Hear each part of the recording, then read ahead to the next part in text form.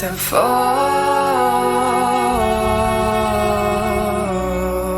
how it ends.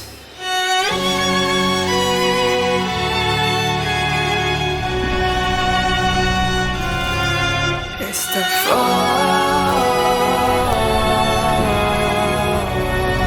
how it ends. Or it's the fall,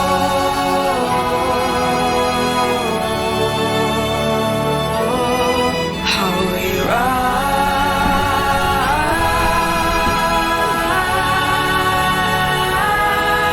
again. Ooh.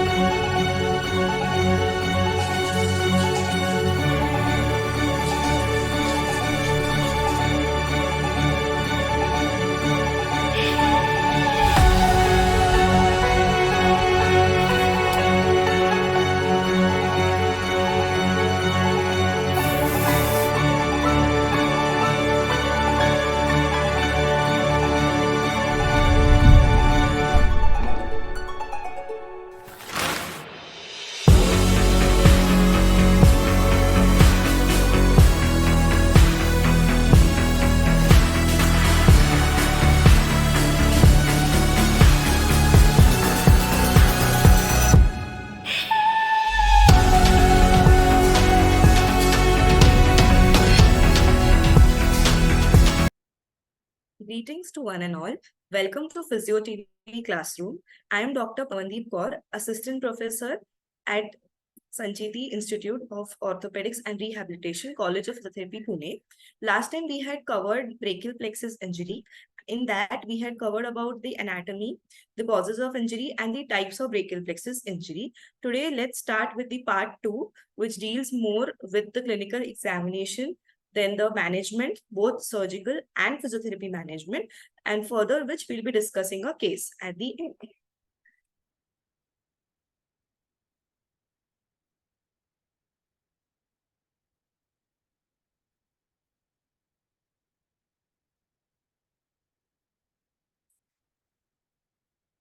So welcome to the part 2 of brachial plexus injury. So after discussing the anatomy, we had discussed about the two types of root injuries, which is the preganglionic and the postganglionic nerve injuries. So in preganglionic, the lesion is proximal to the dorsal root ganglion, where the nerve root is avulged out of the spinal cord, and here the prognosis is poor. Whereas in a postganglionic lesion, the lesion is distal to the dorsal root ganglion. And here it's further divided into two types, where the lesion is in continuity, where the nerve root and its sheath is intact, and you expect a spontaneous recovery. But in other type, the nerve root is intact, but the sheath is ruptured, so the prognosis is slow. Looking at this figure, we can say that there are 4 levels of injuries. Level 1 comprises of the preganglionic nerve root injury. The level 2 comprises of a postganglionic spinal nerve injury. That means the lesion is distal to the dorsal root ganglion. Whereas in the third and the fourth level, you can see that the lesion can be either pre-clavicular or it is retroclavicular. That means the compression side is behind the clavicle and the trunks and the divisions are injured. In level 4, which is the infraclavicular, that is below the clavicle, the injury will be to the cords and the terminal branches. So let us begin with the clinical examination. Now, in the clinical examination, it's very important to ask about the history. So the history will be, again, it will tell you about the position of the head, neck, and the shoulder. So you can suspect whether that there was a traction nerve injury or it was a direct trauma to the shoulder.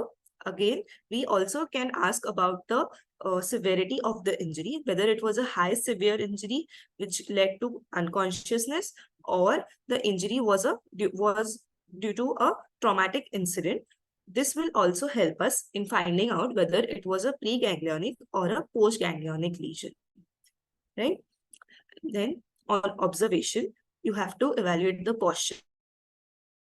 So in that, you have to check the attitude of the limb, observe if there's any atrophy, wasting, or deformity. In motor examination, we have to evaluate the passive range of motion. Now, it is very important if you're planning for a surgery, especially to achieve shoulder abduction and external rotation. So we do check the range of motion. Then active range of motion. So if you're checking the passive range, you'll come to know if there is any structural restriction to the ranges. So that has to be corrected first, and then we have to go for any nerve repair or muscle tendon transfer procedures. In active range, you also have to do a manual muscle testing, and that also you have to evaluate each individual muscle. Talking about the sensory examination, it is divided into two. So you have to check sensations. So light touch, pinprick, and proprioception will be assessed. And your deep tendon reflexes also need to be assessed. Then vascular status, you have to check for pulses. And for the vasomotor status, you have to check whether the skin was dry, cold, or was there any edema. Then for autonomic system examination, you'll have to check for ptosis, anhidrosis, and meiosis. So what is ptosis? Drooping of your eyelids. Anhidrosis is loss of sweating of the affected part, and meiosis is constriction of your pupils. In radiological examination, you have to rule out fractures. So there can be an associated cervical transverse process fractures. So that has to be ruled out before proceeding for any further investigations. In electrodiagnostic testing, it is very important to confirm why it is important, because we need to confirm the level of denervation. Then we need to diagnose the nature of the lesion. So whether there was any demyelination or any axonal degeneration. So we need to determine the type or the nature of the lesion. Then we need to distinguish between a preganglionic and a postganglionic lesion. So which are the tests which we will do? The first one is a EMG, which is the electromyography. Then is a SSEP. Now SSEP is somatosensory evoked potential. Then NCV is your nerve conduction velocity studies. SDC, as you all know, strain duration curve and strength interval curve. Now let us see what will we see in each of these. So in electromyography, at rest, and if the muscle is denervated, you'll see fibrillations or positive sharp wave. And at minimal activity, we will see polyphasic motor unit action potentials. Now, if polyphasic motor action potentials are present, it can also indicate that there is a regeneration which is positively seen in this patient. If there is a presence of denervation, then in preganglionic lesion, there you will see activity in the paraspinal muscles. Yes, so there's a presence. So in the presence of signs of denervation in paraspinals, it is commonly seen in a preganglionic lesion. Nerve conduction velocity studies. So again, it is divided into mainly two types. So if you're checking for a preganglionic root avulsion nerve injuries, so your SNAP, which is a sensory nerve action potential, which will be normal in a preganglionic lesion, whereas it will be affected in your postganglionic lesion. Motor NCVs will be affected in both. However, the prognosis is poor for a preganglionic root avulsion nerve injury. Talking about the diagnostic test which we use for a VTI lesion. So we do myelogram, CT scan, and MRI.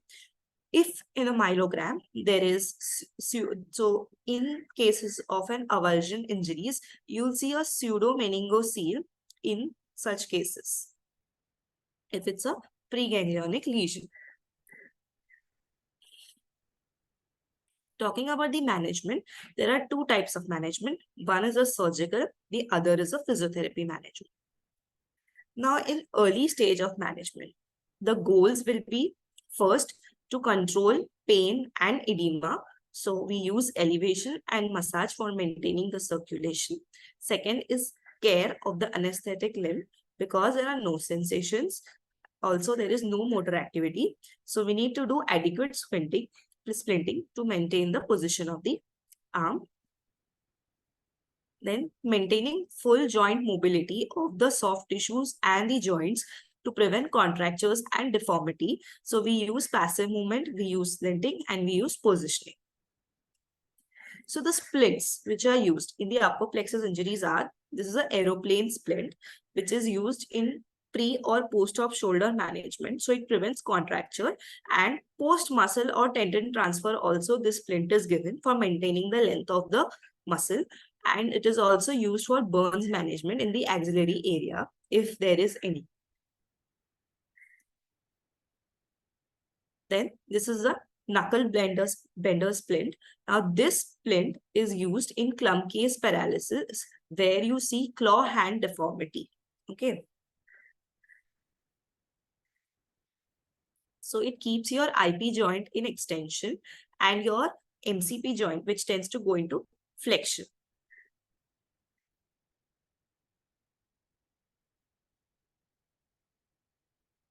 Middle stage management. So after 3 weeks, now the extent of lesion will be reassessed, and if the signs of renervation are present, then we teach exercises to re-educate the movements which should be started.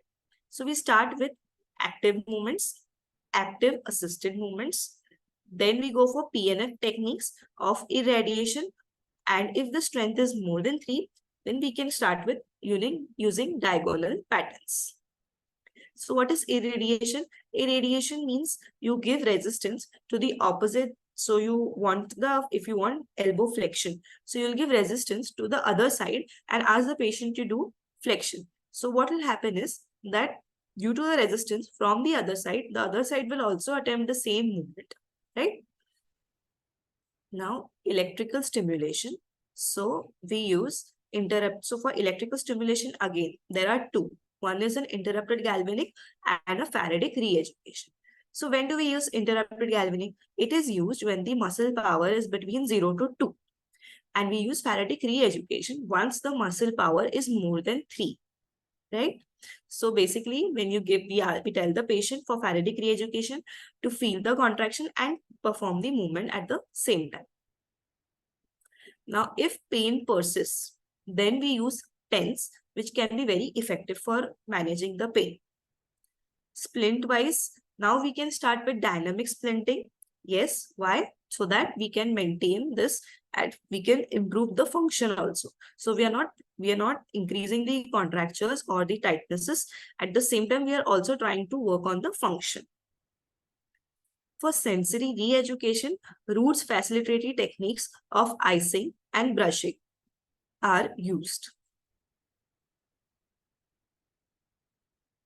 Now, if the recovery is stagnant, then reconstructive surgery may be planned to restore the function.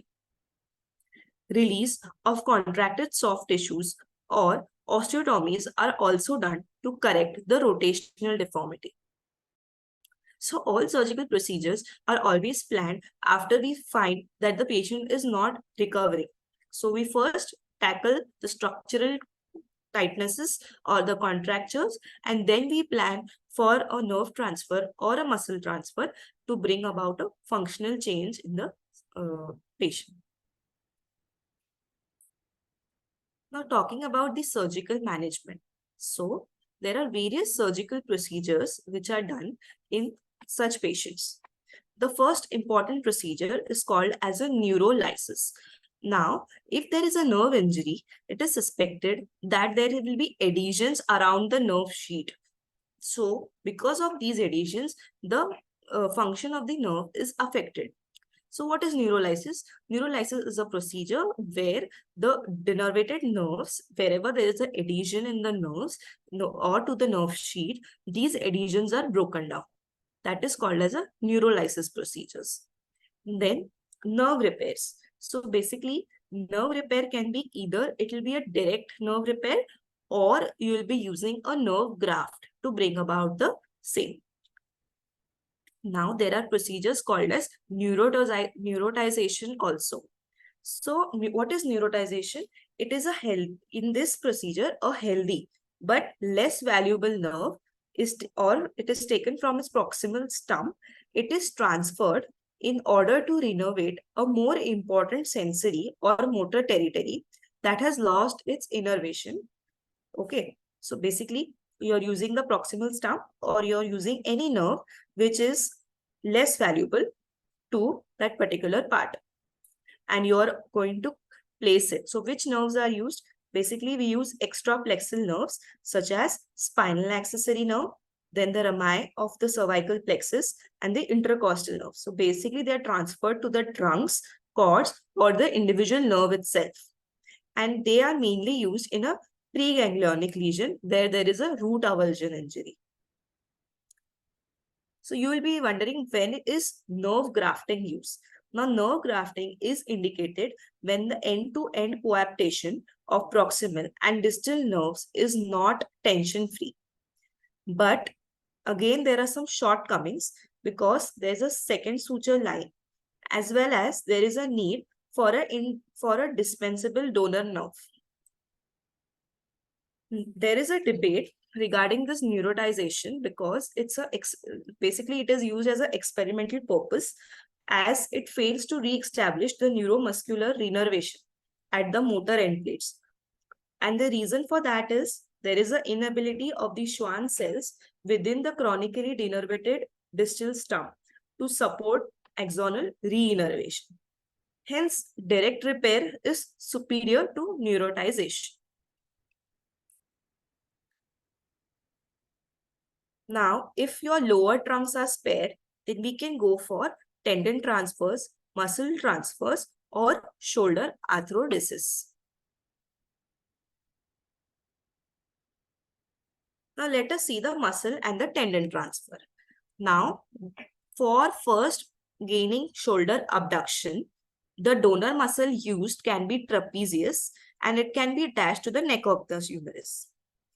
Second, main aim is to improve elbow flexion. So which procedure is used? It's called as the Stendler's flexuroplasty, where the latissimus dorsi or the pectoralis major is a donor and it is recipient muscle is the biceps. Next, we go for hand function. So for improving wrist and finger extension, we can take FCU and recipient will be extensor digitorum or EPL, or we can use an FDS donor and take it to a extensor digitorum. The function will be same, to improve wrist and finger extension. Now for thumb abduction, palmaris longus graft is taken and it is attached to the recipient is the APL muscle. And for wrist extension, we can also use pronator teres and the recipient muscle will be again the ECRB. So this is a brief chart which tells you which muscles are taken as a donor and which recipient will be, where it will be transferred. Also on the right hand side is the functions. So it's very important that whenever any surgery is done, the first aim is to first achieve functional activities, and the functional activity which is mainly required first will be elbow flexion, then we'll go for shoulder abduction, and then hand function can be restored. So these are the guidelines by which how the surgeons decide which procedure has to be done where. Suppose you have a brachial plexus lesion. You have undergone physiotherapy for 3 months. All EMG NCVs have been done and there is no regeneration. Then we go for decide for a surgical exploration. Now, which procedures to be selected depends on your nerve action potential. So NAP is your nerve action potential. If it is positive, that means there is you can go for a procedure called as neurolysis, where you are releasing the adhered nerve. Okay. Now, if your nerve action potential is negative, then you can go for a neurotization or a nerve grafting procedure. Okay. Now, if in after a EMG NCV, there is surgery, surgeons definitely plan for continue with your conservative management. Now, what are the, suppose if you have a C5, C6 injury, so what can be the strategy? So if we are saying that if the patient is a preganglionic case and is undergoing late repair, is an old patient, so there are various procedures which are used. For example, for improving your shoulder abduction, external rotation, or for stabilization procedure, spinal accessory nerve is taken and it is attached to the suprascapular anastomosis. This is one procedure. Now, the other procedure is for improving shoulder abduction. Somzak procedure is commonly done, where the nerve to the long head of triceps is again taken to the anterior division of axillary nerve, right? Other procedures are the thoracodorsal nerve is again given to the axillary nerve.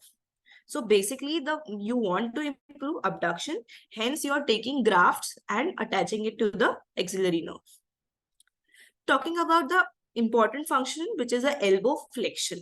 So Oberlin's procedure is the most common procedure which is done. Again, there is Oberlin 1 and Oberlin 2.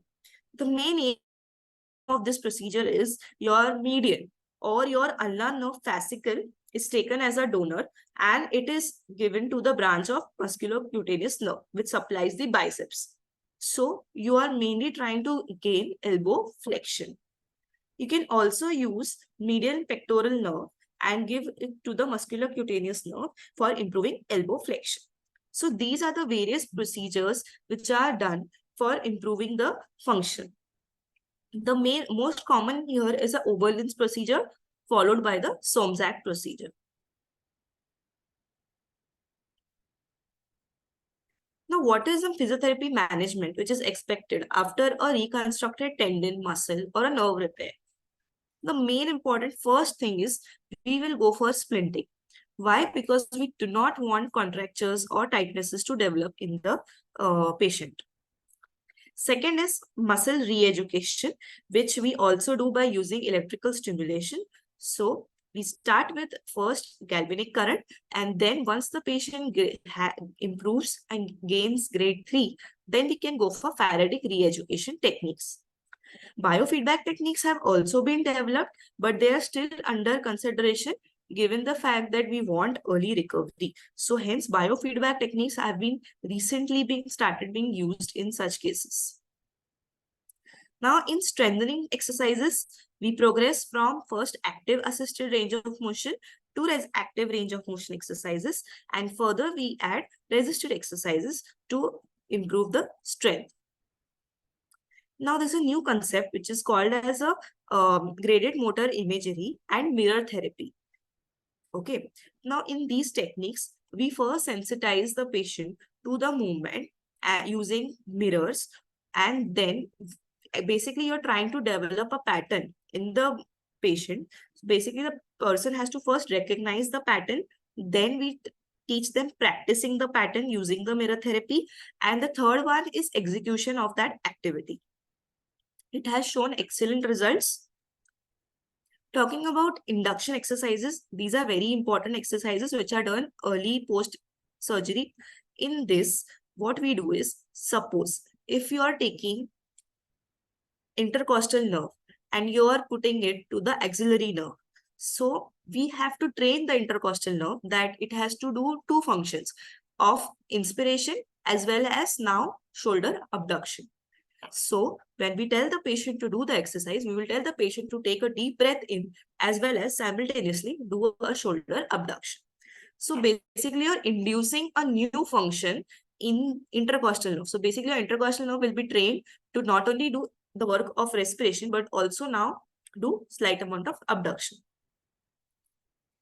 Then PNF technique of irradiation can be very effective for strengthening purposes. So if there is we give resistance to the contralateral side and we ask the patient to perform the same movement on both the sides. And functional strengthening again can be done with therabands or weight cuffs, but this is only done after the patient has achieved more than grade 3 strength.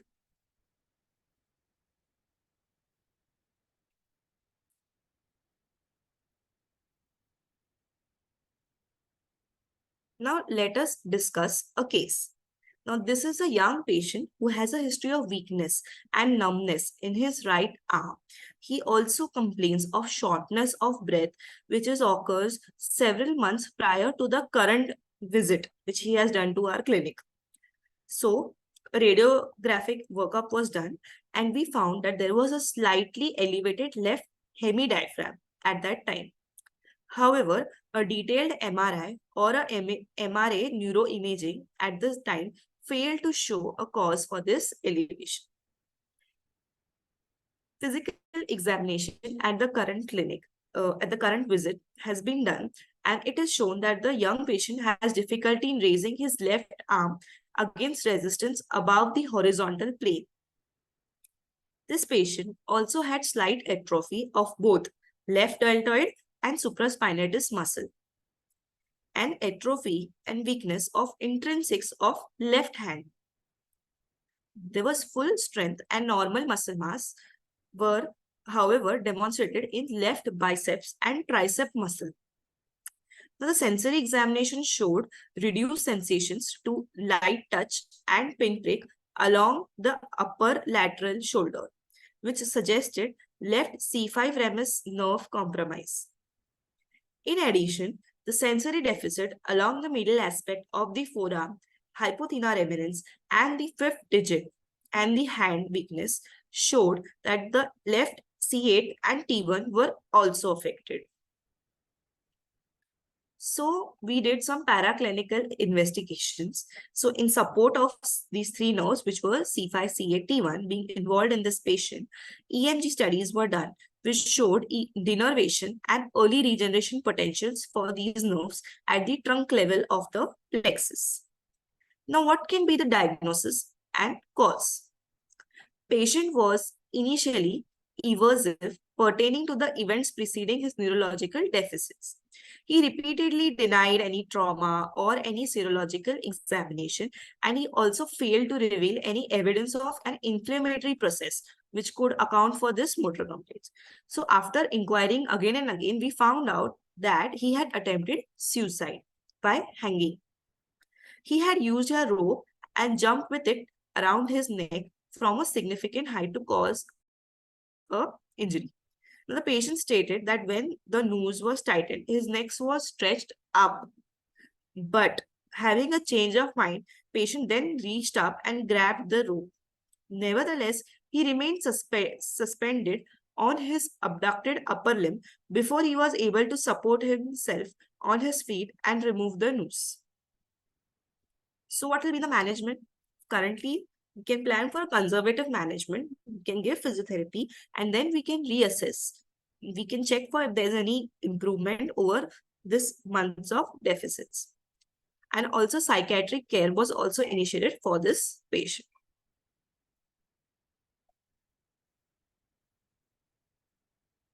Thank you.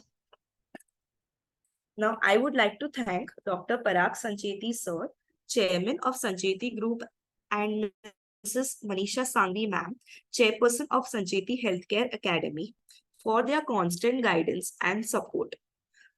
Dr. Apurva Shimpi sir, Principal of Sancheti Institute of Orthopaedics and Rehabilitation, College of Physiotherapy, Pune, for giving me this opportunity, our technical team, and our loyal viewers. Thank you and see you for the next time.